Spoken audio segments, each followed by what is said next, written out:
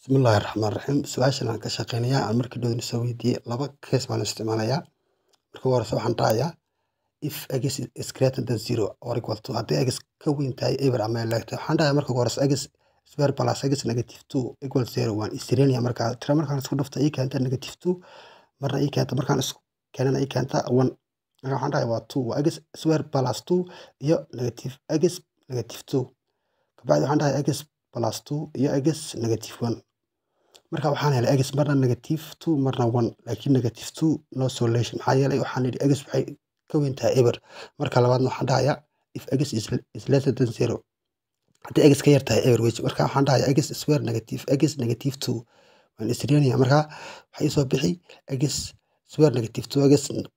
plus 1 negative 2 equal baa dhahayaa marka x negative 2 x plus 1 marka x waxaan helay marna negative 1 marna 2 waan helay laakiin 2 waa no solution maxaa yeelay x waxay ka yartaan eber marka negative 1 baan helay halkana marka maxaan dhahayaa x maxaan helay marna negative 1 marna positive 1 marka waxaan dhahayaa x is equal to negative or negative 1 or plus 1 baa dhahayaa minus or plus 1 baan soo helay waad fahantaan hal biga bixi waad fahantaan malaynaya